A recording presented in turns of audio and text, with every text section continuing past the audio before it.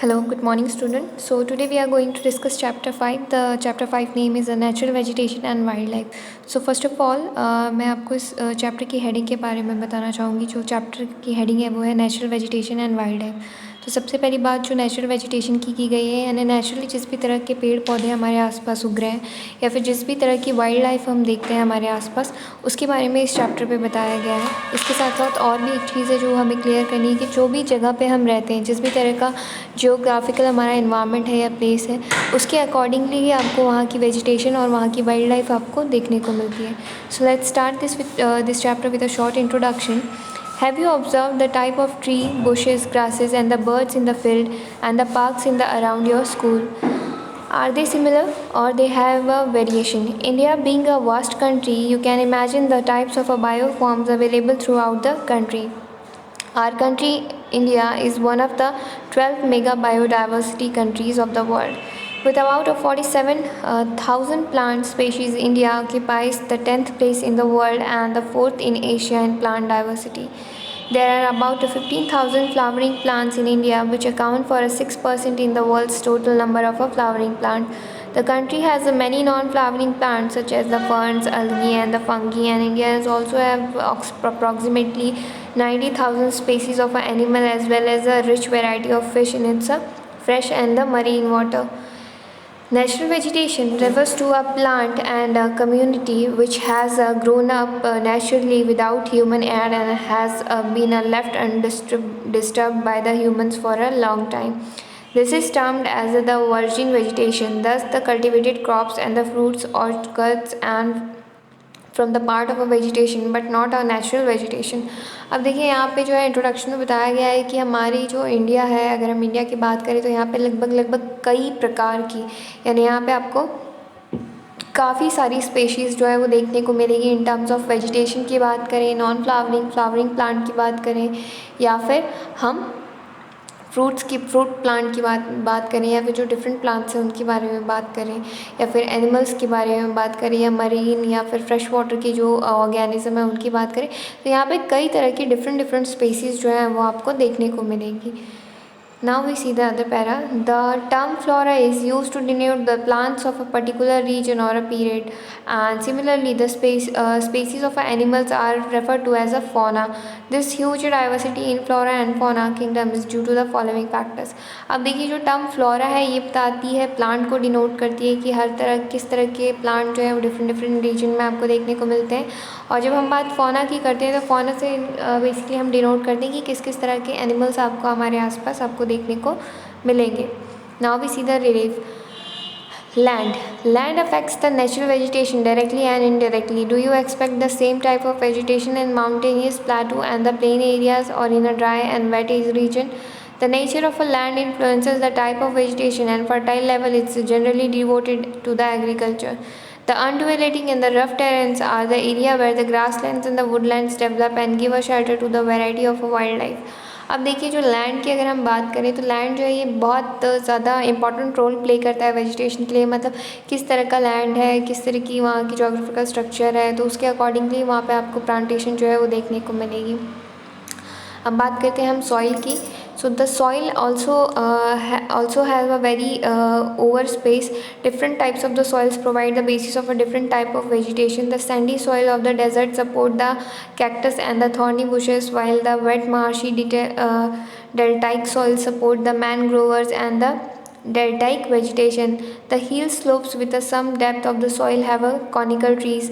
अब देखिए यहाँ पे जो बात की गई है वो ये बताई जा रही है कि अगर हम सॉइल की बात करें तो सॉइल में भी आपको जो है वो डिफरेंट टाइप की चीज़ें देखने को मिलेगी. मतलब सॉइल पे डिपेंड करता है कि वहाँ पे किस तरह का वेजिटेशन किया जा रहा है, किस तरह की चीज़ें जो है वहाँ पे की जा रही हैं. अगर सॉइल जो है बहुत ज़्यादा फर्टाइल है तो वहाँ पे खेती एग्रीकल्चर आपको ज़्यादा देखने को मिलेगा. अगर कोई ज़मीन थोड़ी पथरीली है या डेजर्ट टाइप की जगह है तो डेजर्ट में आपको जैसे कैक्टस, थॉर्नी, इस तरह की जो वेजिटेशन है आपको वो वहाँ पे देखने को मिलेंगे. Now we see the climate. Temperature. The character and extent of a vegetation are the mainly determined the temperature along with the humidity in the air, precipitation and soil. On the slope of the Himalaya and the hills of the peninsula above the height of 915 meters, the fall in the temperature affects the type of the vegetation and its growth.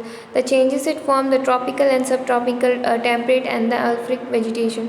अब देखिए जो climate की बात की जा रही है यानी टेम्परेचर और वहाँ के माहौल से बेसिकली इसका लेना देना है। यानी अगर हम कहीं भी किसी भी जगह की बात करें तो वहाँ का क्लाइमेट भी जो है वो भी बहुत इंपॉर्टेंट पार्ट रोल प्ले करता है वेजिटेशन के लिए। जैसे कि अगर मान लीजिए मैंने नॉर्मल किसी जगह के बारे में बात की, वहाँ आपको वेजिटेशन ज़्यादा देखने को मिलेगी, पर बर्फीली जगह की अगर हम बात करें तो वहाँ पे आपको ट्रीज़ जो हैं या छोटे छोटे जो भी वेजिटेशन है वो आपको डिफरेंट देखने को मिलेंगे वहाँ पे।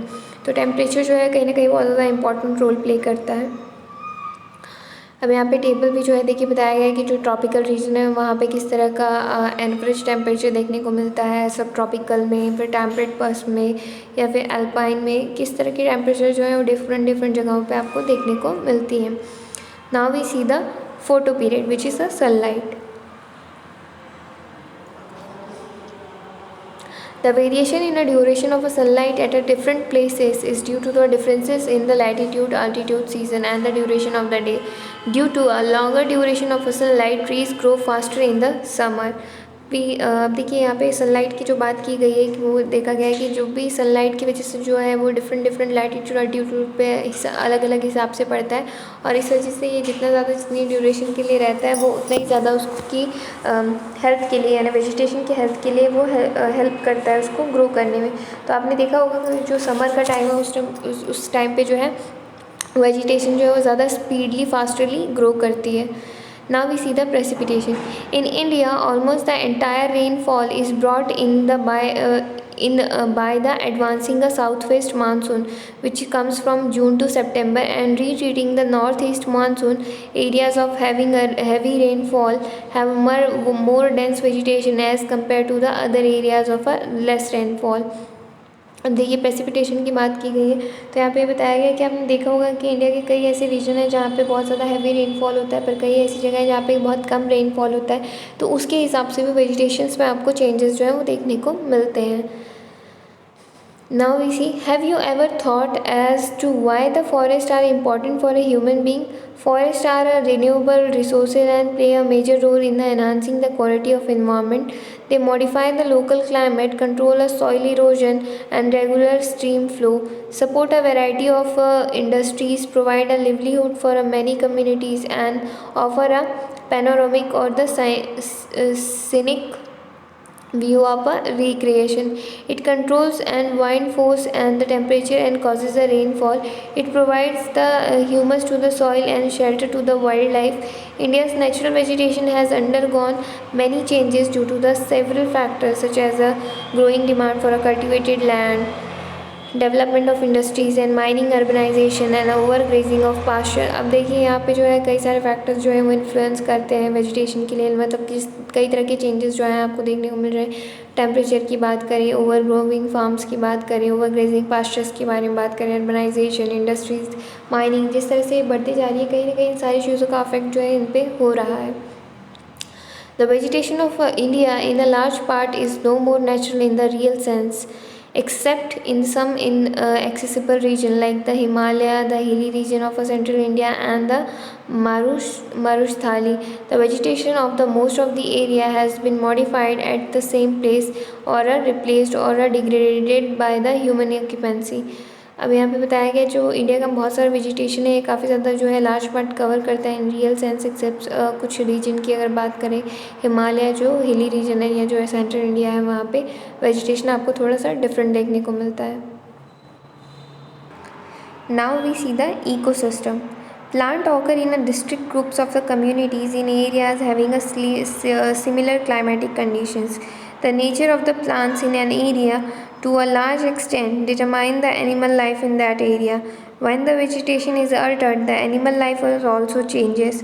All the plants and animals in an area are interdependent and interrelated to each other in their physical environment. Thus, अगर हम इकोसिस्टम की बात करें तो देखिए इकोसिस्टम जो है बहुत सारी चीज़ें फैक्टर्स को इन्फ्लुएंस करता है, सारी चीज़ों से जैसे कंडीशन, क्लाइमेटिक कंडीशन कैसी है, वहाँ का टेम्परेचर कैसा है, वेजिटेशन और एनिमल्स लाइफ वहाँ की कैसी है, उस तरह से जो चीज़ें हैं वो वहाँ पे दिखाई गई हैं, बताई गई हैं। Now, forming an ecosystem. Human beings are also an integral part of the ecosystem. How do the human being influences the ecology of a region? They utilize the vegetation and the wildlife. The greed of a human beings leads to the over-utilization of these resources. These cut the trees and kill the animals, creating an ecological imbalance. As a result, some of the plants and animals have reached to the verge of extinction.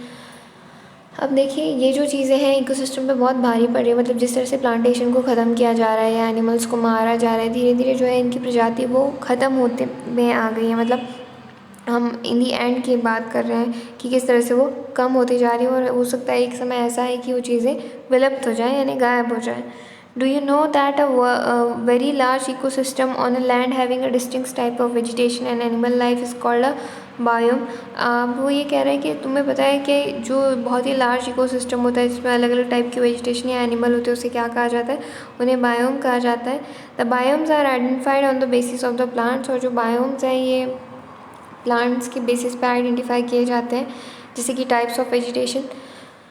The following major type of vegetation may be identified in our country: the tropical evergreen forest, tropical deciduous forest, tropical thorny forest, shrubs, and the mountain forest and the mangrove forest.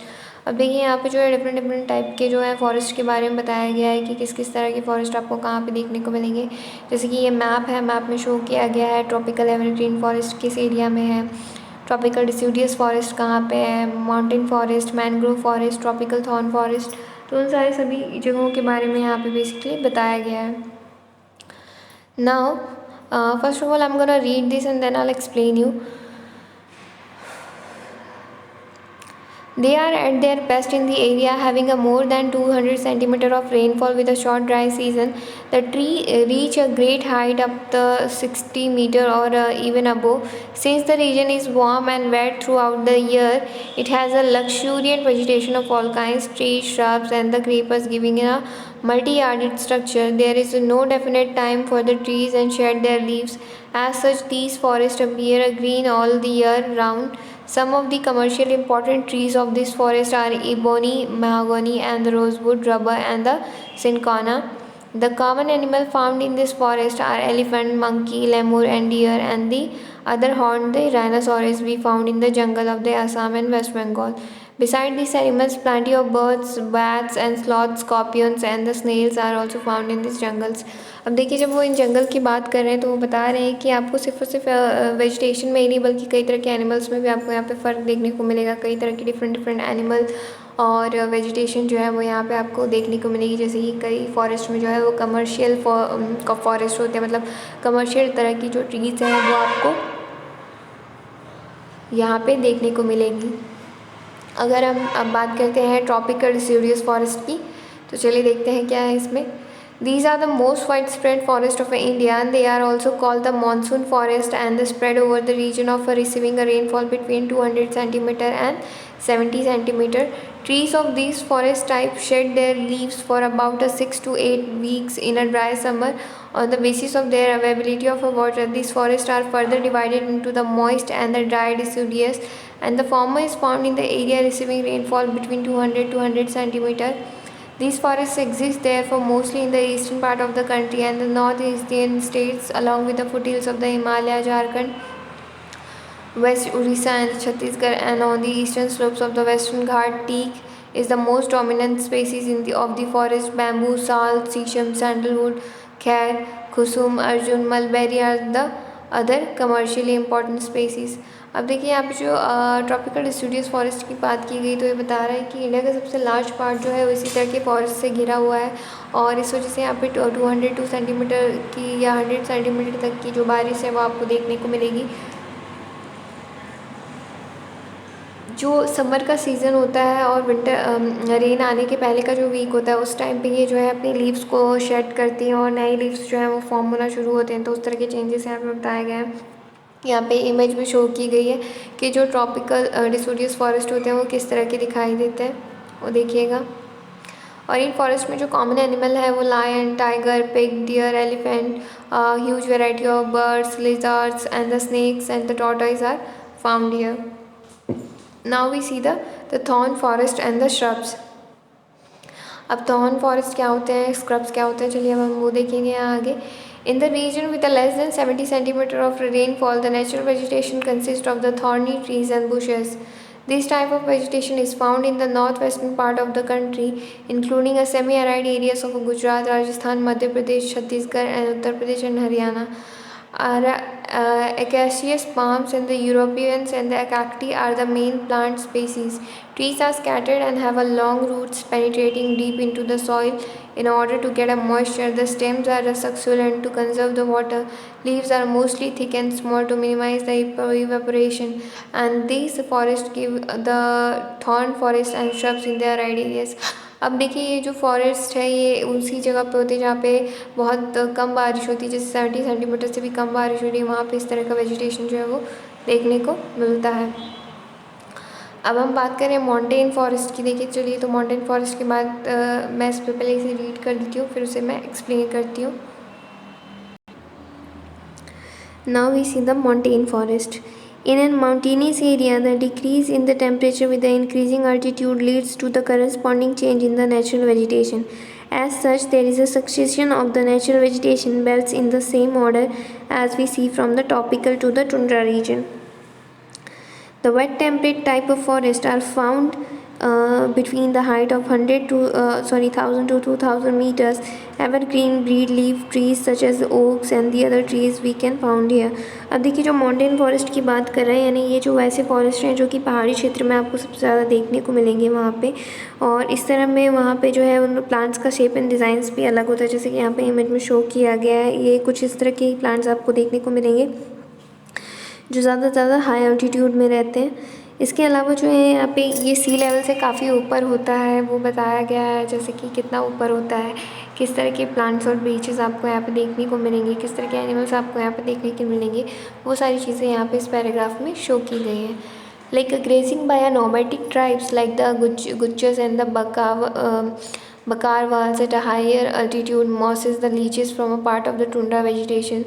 The common animal found in this forest are the Kashmir stag, spotted deer, wild sheep, and jackrabbit, Tibetan antelope, yak, snow leopard, squirrel, shaggy horn, wild ibex, bear, the rare red panda sheep, and the goats with a thick hair. Now we see the mangrove forest. The mangrove tidal forests are found in the area of the coast influenced by a tide, mud, and the still get accumulated on such coast. Dense the mangroves are the common variety with the roots. अब देखिए mangrove forest कुछ किस इस तरह का होता है जो जहाँ पे भी इस तरह का एनवायरनमेंट या मड आपको देखने को मिलेगा, ये उस तरह से उसमें अटैच होती हैं उसकी सारी जड़ें, और वो पेड़ कुछ इस तरह के वहाँ दिखते हैं. Of the plants submerged under the water and the deltas of the Ganga and the Mahanadi, the Krishna and the Godavari and the Kaveri are covered by such vegetations. In the Ganga Brahmaputra delta, Sundari trees are found which provide a durable hard timber. Palm, coconut, keora, agar also grow the some parts of the delta. Royal Bengal tiger is the famous animal in this forest, and tortoises, crocodiles, gharials and the snakes are also found in this forest.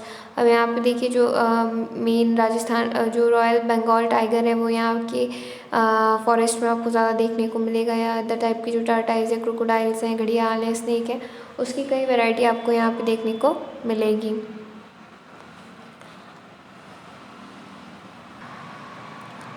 Let's see the wildlife.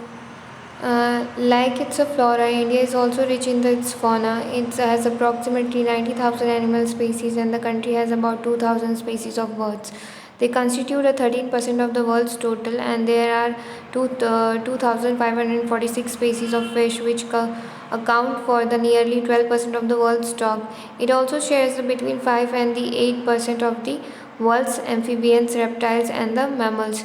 The elephants are the most majestic animal among the mammals. They are found in the hot wet forest of the Assam, Karnataka and the Kerala. One-horned the rhinoceros are the other animals which live in the swampy and the marshy lands of the Assam and West Bengal. The arid areas of the Rann of the Kutch and the other Thar Desert are the habitat for the wild ass and the camels respectively. India Bishan, Nilgai and the Korisingal and the gazelle and the different species of deer are some other elements found in the India. It also has several species of a monkey. India is the only country in the world that has both tiger and lion. The natural habitat of the India lion is the Gir forest in Gujarat, and tiger found in the forest of Madhya Pradesh, the Sundarban of West Bengal and the Himalaya region. Leopard too also member of the cat family, and they can important among the animals of a prey. अब देखिए यहाँ पे बताया गया है कि wild life की अगर हम बात करें तो सिर्फ और सिर्फ वेजिटेशन ही नहीं बल्कि वाइल्ड लाइफ में भी आपको करीबन करीबन 90,000 के जो एनिमल स्पेसीज़ हैं वो देखने को मिलेंगे, और इसके अलावा 2,000 स्पेसीज़ जो हैं वो बर्ड्स के आपको यहाँ पे देखने को मिलेंगे, फ़िश के अलग देखने को मिलेंगे, ये जो कि 12% ऑफ आ वर्ल्ड स्टॉक है। तो यहाँ पे कई तरह की डिफरेंट स्पीशीज़ आप यहाँ पे देख सकते हैं। इसके साथ साथ जो है वो अलग अलग रीजन में अलग अलग तरह के टाइगर और अलग तरह के जो एनिमल्स हैं वो आप देख सकते हैं। अगर हम बात करें हिमालय की तो देखिए Himalaya harbour a hardy range of the animal which survive in extreme cold. Ladakh freezing high altitude are a home to yak and the shaggy horned wild ox waving around the one ton and the Tibetan antelope, the bharal and the wild sheep and the kiang. The furthermore the ibex, bear, the snow leopard and very rare red panda are round in a certain pockets.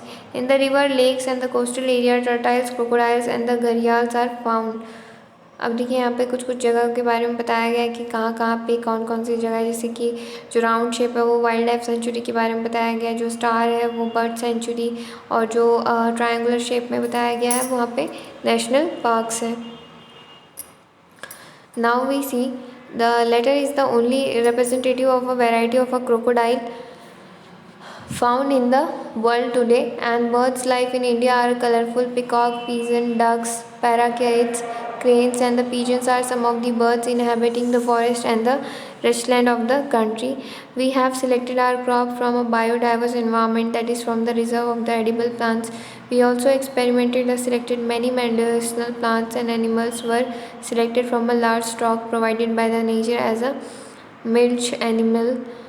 They also provided us a draft power transportation, meat, eggs, and the fish provided a nutritive food. Many trees and exert biological control on such insects such as the harmful. Every species has a role to play the ecosystem. Hence, the conservation is essential, as has been mentioned earlier, due to the excessive exploitation of the plants and the animal resources by a human being and the ecosystem. अब यहाँ पे देखिए बताया गया है किस तरह से बर्ड लाइफ जो है वो अलग है. यहाँ बेसिकली इंडिया के बारे में बताया गया है कि बर्ड लाइफ कितनी ज़्यादा कलरफुल है, या जितने भी और भी जो लाइफ्स हैं, अगर हम बात करें वेटलैंड की या दूसरी जगह की, हर जगह में आपको वेराइटीज़ देखने को मिलेगी जो कि काफ़ी ज़्यादा कलरफुल है. अब इसके आगे हम देखते हैं. About 1,300 plant species are enlarged in the 20 species are extinct. Quite a few animal species are also endangered, and some have become extinct. The main cause for this major threat of the nature are hunting by greedy hunters and commercial purpose of the pollution chemical. अब देखिए यहाँ पे ये बात की जा रही है कि अपने जो चीज़ें देखी हैं इसमें धीरे धीरे कम होती जा रही है और विलुप्त होती जा रही है. इसका कई बड़ा रीज़न है, जैसे कई जो हंटर्स हैं वो इन्हें हंट कर रहे हैं, कई तरह का पॉल्यूशन जो है इसे ख़त्म कर रहे हैं. तो ये सारी चीज़ें जो है वो कहीं ना कहीं बहुत ज़्यादा अफेक्ट कर रही है इन सारी चीज़ों को. यहाँ पे एक न्यूज़पेपर शो किया गया है जहाँ पे कई सारी ऐसी हेडलाइंस है जो बता रही है कि जिस तरह की लाइफस्टाइल है, जिस तरह का हम चीज़ें जो कर रहे हैं वो कहीं ना कहीं जो है इन लाइफ को भी अफेक्ट कर रहा है. अब सेम यहाँ पे बताया गया है जैसे प्रोजेक्ट टाइगर है, तो टाइगर का जो प्रोजेक्ट आपको पता है एक टाइम था जब टाइगर्स जो है वो इंडिया में बहुत कम हो गए थे क्योंकि उनका शिकार बहुत बढ़ गया था. धीरे धीरे इन सारी चीज़ों पे रोक लगाई गई, उनकी पॉपुलेशन को बढ़ाया गया, इंक्रीज़ किया गया, और अब जाके जो है ये प्रॉपर्ली एक सही अमाउंट पे. तो कई सारी चीज़ें जो है वो फॉलो की जा रही है इन सारी चीज़ों को रोक के अच्छे से अच्छा और बेहतर करने की. आई होप ये चैप्टर आपको समझ में आ गया होगा. Still if you have any question you can ask me directly. Thank you for the day.